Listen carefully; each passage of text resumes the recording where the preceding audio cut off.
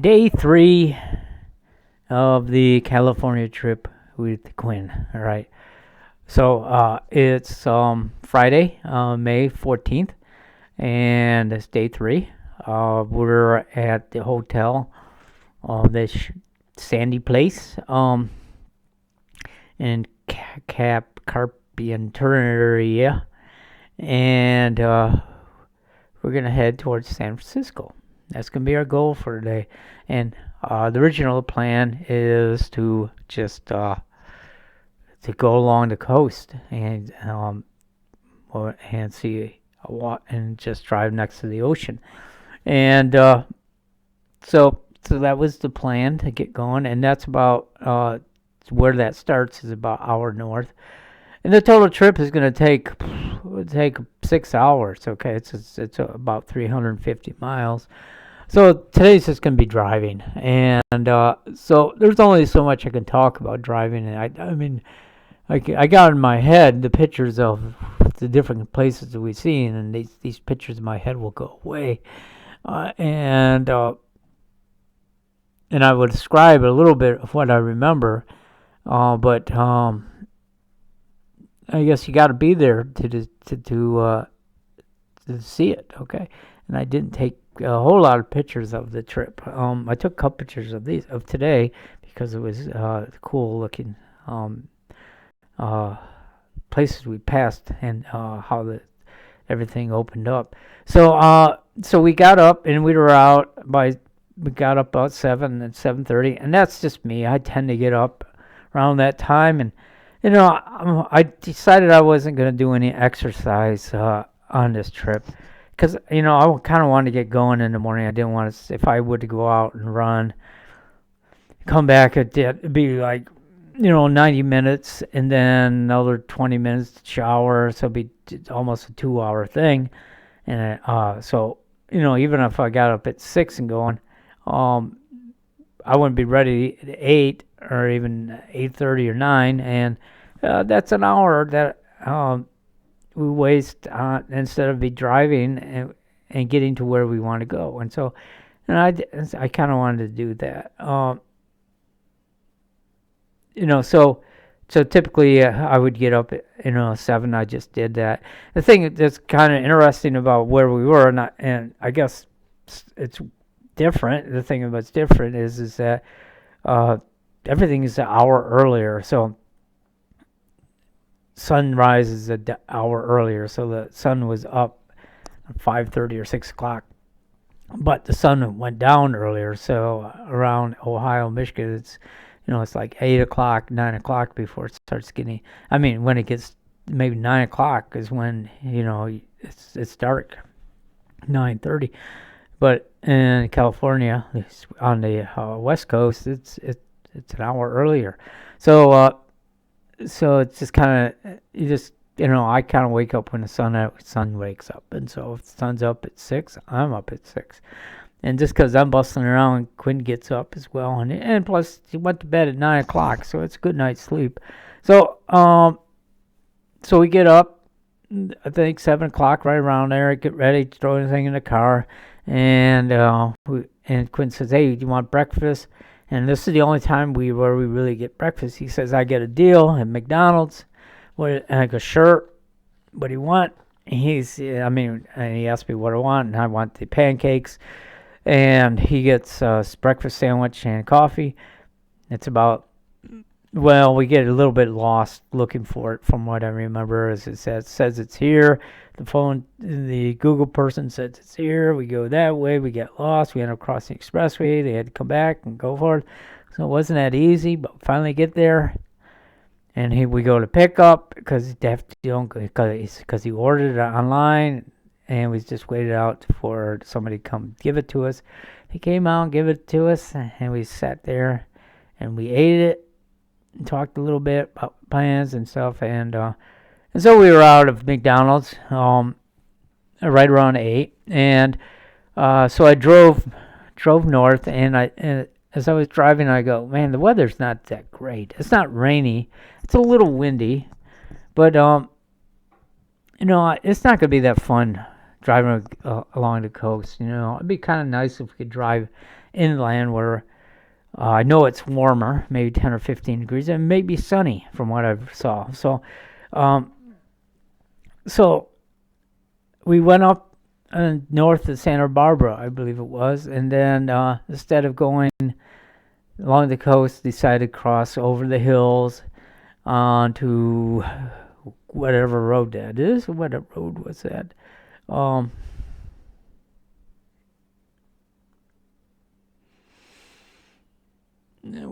I guess the road is called 154. So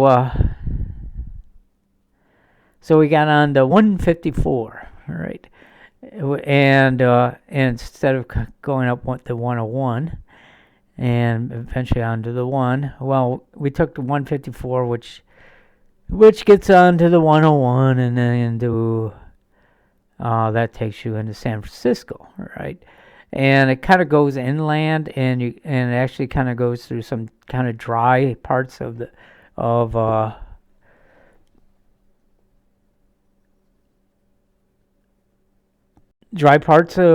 area, and it's the valley, and there's a lot of agriculture. Not agriculture like we know out here. There's just there's mostly dry areas with plots of trees, or actually what we saw is lettuce fields, okay, and fields of orange trees, and so this is where a lot of our food comes from. So we headed east over the hills, and then as we were over the hills, there was a nice climb going up the hill, and a kind of back and forth winding road, which can kind of be irritating. But finally, when we got to the top,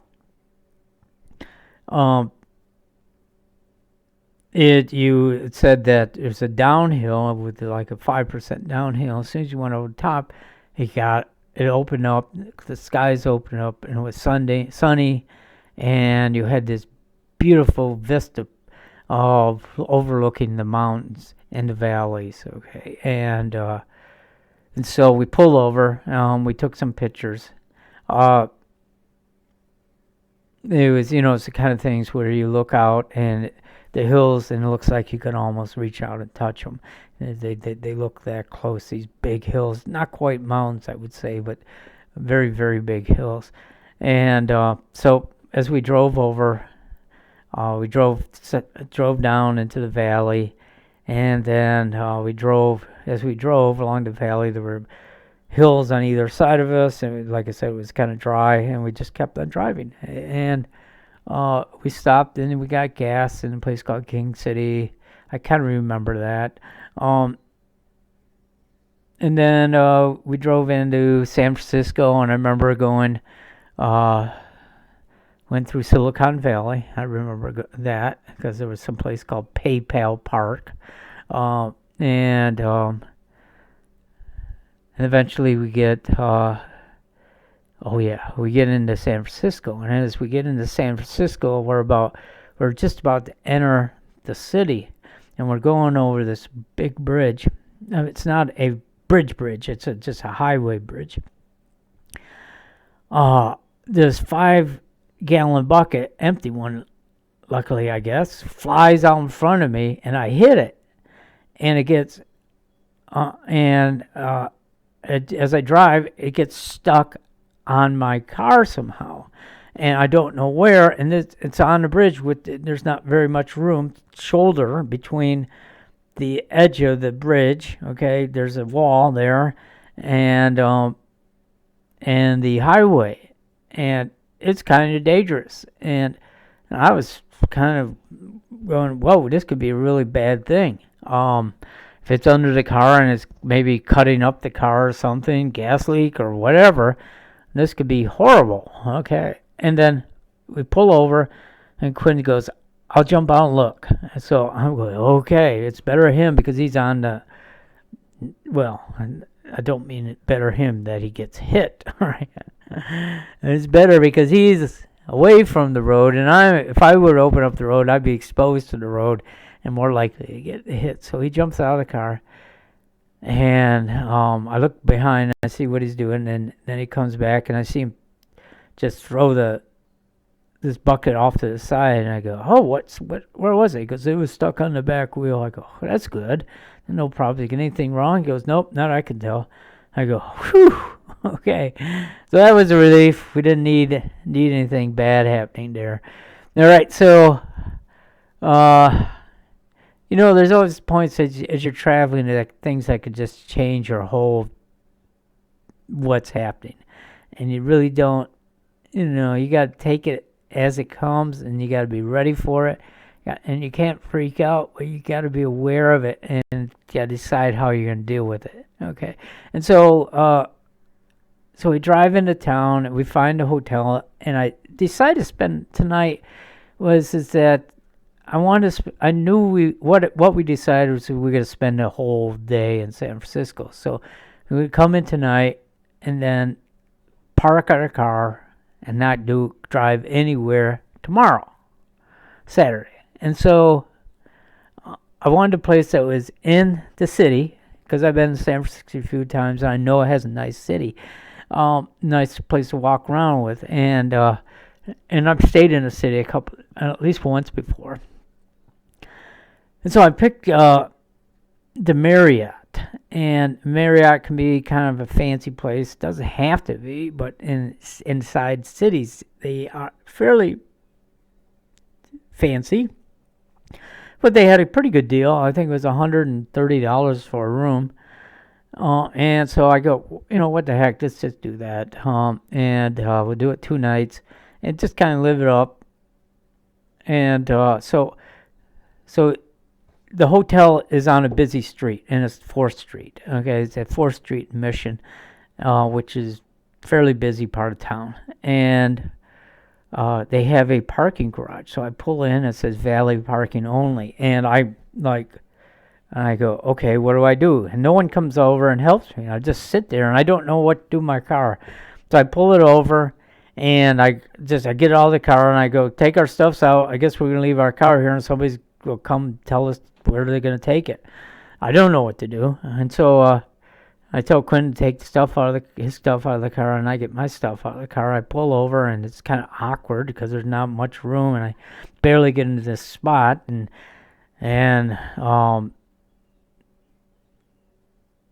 it's not very much fun. And then we're taking stuff out of the trunk, and this young fella comes over and says, "Hey, do you really want to park your car here? It's $80 a night." And he works at the place. He's a valet. And I go, well, I don't know. He goes, if you park across the street, it's only $40 a day. And I go, oh, okay. I think we'll do that. All right. And so that was cool. So this guy that works there probably gets tips from people. He must have noticed that we're kind of on the low end of the spectrum, I guess, and maybe realized that we didn't have a lot of money. And he gave us his tip. And so we went out. He goes, when you get out, make a right and then a left.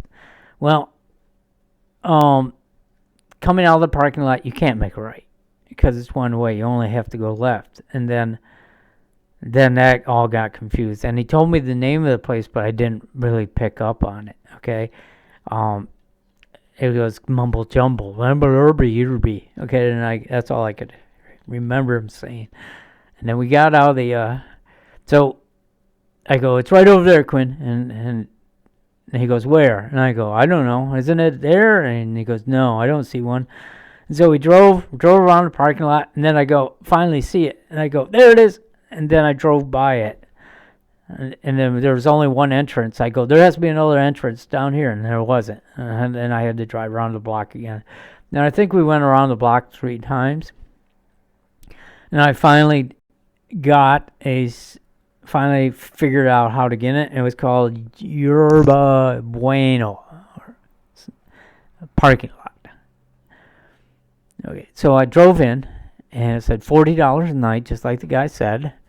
And I go, okay, well, we're going to save $80. All right. I guess we could have drove around all day and looked for something cheaper, but didn't want to deal with it. So we parked there, and it's only like if we could have did what the guy said, make a right and a left. Yes, we could have got in there, but it wasn't like that. We had to make a left, a right, another right, okay, to get into where we wanted to go. So we got a car in, easy to get to. It was second floor, and we're all set. Got our bags. Went into the hotel, wearing our mask as usual, and I go check in. Some fellow there, maybe looks like it's of Oriental descent. I can't tell much with the mask, but it kind of looks like it. His name is Drew, about my age, maybe a little older, but maybe younger. I don't know. And we're talking a little bit, and he says he drives 100 miles each way to work every day. I go, oh my God. And I go, you must love your job. He goes, yeah, I like working with my peoples. And so I went up to the desk, got our tickets, and our keys to the card keys to the room.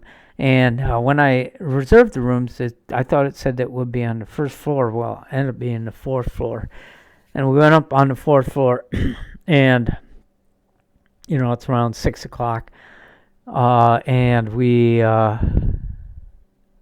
It's a nice room. Huh? I'm glad we picked it out. It's got a decent TV. Actually, I think it was day two's TV that was the biggest. It seemed like it was kind of weird. The beds were kind of small and TV was huge. So this one is, it's upscale-ish. All right. The bed is nice. All right, very very soft, and the covers are this giant comforter type thing, and they have 5 or 6 pillows, and they were all the same size and same fluffiness. Just like you can wake up, and you kind of always want to go to sleep. So we settle in, and I think we just slide around for a few minutes, deciding on what we're going to do and where we're going to eat. And so Quinn says, hey, let's go to this place. It's called Super Duper Burgers. Okay. And he says it's only around the corner. I go, okay, let's do that. And so it is literally around the corner. Went out, walked. I think we got out of the hotel, made a right, went down to Mission Street, or Market Street might have been, and then you go a little bit, and there it is. And it's kind of it's in this kind of open space. It's kind of chilly. I mean, it's in San Francisco. It's kind of always chilly, and again, it's overcast. I don't know, chilly. I mean, 60 degrees, 65, so we order the hamburgers. Now, I don't know if I talked about it or not, but let me go back to day one. All right, I don't know if I talked about this or not, but I could go back and add to it. But it's just on day one, the first thing we did as far as food is we went to an In-N-Out. And I don't know if I talked about that, because that's one of the places that Quinn wanted to go to. So it's kind of it's a Western, a California burger joint, fast food place, and they're kind of famous. So we decided to go there, and they have a very small selection. They just have burgers and fries. And so this was when we were in San Diego, and then we had. And they had something called the secret menu, and on the secret menu, Quinn knew about it, and they had something called monster fries, which were like chili fries, but instead of covered with chili, they were covered with cheese and like McDonald's secret sauce. Okay, maybe that's why it's secret. They can't tell McDonald's. All right, so that was one of our hit joints that we wanted to go to. And so that was good. So that was day one. I forgot to talk about it, I'm sure. If I didn't, and double up. So here we are. It's Super Duper. So as far as the meals so far, the first day we had hamburgers. and for lunch, and then we had tacos for dinner. Day two, um, we had ramen for lunch, and we had sushi for dinner. So our Japanese day, and for today we had for um, we had breakfast at McDonald's. We didn't eat all day, except for what we're gonna do now, which is our super duper. So that's, like I said, and also Quinn doesn't eat a lot of uh junk food, so the car's not full with chips and candy and things like that, like other people, right? And I don't mind that. So at one point, I think I got a bag of chips, but I only had like a couple handfuls for the whole trip. You don't. It's really amazing how much you don't really have to eat. It's just, if you just don't think about it, you don't eat. And so we went, 5 hours, 6 hours, well, longer than that. And so if we left at 8 and we didn't eat till 7, it's almost 9, 10, 11 hours. So we go to Super Duper, and they have pretty cool hamburgers. They kind of look like they might be fried. And double cheese fried, and they had fries with them, and it was good. It was a good meal altogether. And so we did that, and then we decided to take a little bit of a walk. And so we walked down to Chinatown, which was a little bit down the road. Saw the big gate, and I'll show pictures I took of it. And I told Quinn this is where his mom, Missy, and I took one of our first vacations. We stayed at a hotel just outside of, called the Triton Hotel, which was kind of artsy fartsy, and that was back in 1996. And then so anyway, so we went to Chinatown, just sort of looked at it. And then there was an Irish bar called Irish Bank, and we decided to go in. And I said, let's get a couple Guinnesses. And he said, sure. And they had it was pretty authentic Irish draft Guinness, but they poured it. They typically, what he do is they pour about half of it, let the foam get perfect, okay, and then top it off. And they did that, and it took 2 or 3 minutes, because that's what it's supposed to do. And then they asked us for paid, and it was $9 a glass, a pint. And I go, okay, well, this is going to be the last Guinness we drink here for today, right? And so we had it. We sat down, and it was a nice little bar. I wouldn't mind coming back. Actually, they had traditional Irish breakfast on Saturdays and Sundays. And so tomorrow would have been nice to come, or that Saturday, the next day, May 15th, would have been nice to go have if we decided to do that, but we didn't. And then, so we walked around a little bit more, and it's getting kind of dark, and we headed back to the hotel, and this guy's riding a scooter, and he's dressed in, he's got a San Francisco 49ers hat and jacket on, he's all in red, and he comes by, he goes, Detroit, because I'm wearing a Detroit Lions hat and a Wayne State University sweatshirt. And he goes, Wayne State University. And he comes back, and he goes by us, and he comes swinging back. He goes, hey, you're from Detroit. He goes, yeah. And he goes, yeah, so am I. And we're talking, and he says, we're talking about, he's talking about living out there. And he says he's in a 300 square foot room, living by himself, and he has to pay, we think he says $6,000 a month, but that can't be. It must have been $1,600 a month. He said he moved out to San Francisco because he got a job in the park and recs, but he was wanting to come back to Detroit, and he said he missed Detroit. And he was wearing the 49ers. He goes, the 49ers and the Lions are playing first game. I go, yeah, who are you rooting for? He goes, Lions. I go, All right. Well, good for you. Um, and then he says, you have to go. If you go down to the pier, you have to go to Pier 39 because that's where everything is. So it's kind of cool. It says that I kind of relate this to a video game. In video games, in some ancient video games, when you were on quest or whatever, you you meet somebody. It was the old ones where you type in and then they would you go on a quest for in caves or whatever, and then you meet some wizard or somebody, and they would tell you what to go next. And that's sort of what's happened here. I've noticed is like the first day, the guy at the car place go to Old Town. And then the guy at the hotel, he said, go to that parking lot. And now we have another guy here that tells us to go to Pier 39 where everything is. And I go, oh, we said, okay. I didn't, at the time I really didn't think about this, but they're like little people put for us where to go. So that was really cool. And I said, yeah, I told Quinn, I go, yeah, people from Detroit are friendly. He goes, no, everybody's friendly if you realize who somebody's from your same area. And I go, I don't know. I think maybe they are friendlier.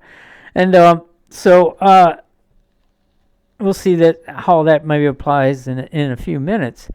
Okay, but we finish up. We take a walk back to the hotel. And we're ready for bed, and we get in about 7:30. I get about 8 o'clock because we ate at 7 at Super Duper, and so I guess it must be close to 8 o'clock, 8:30, 9 o'clock, and we come back to the hotel, and we go to a room, and I think we watch a little bit of TV. We actually stay up a little bit longer, I think like 10. It's kind of nice to know that we don't have to get up in the morning and drive. So we go to bed and get to enjoy our fabulous beds for the night. Okay, so that's day 3, and now we want to go to day 4. It'll be Saturday, May 15th. And we're going to spend the whole day in San Francisco. Kind of Quinn's kind of place, he's realized. All right. Okay, we'll move on to day 4.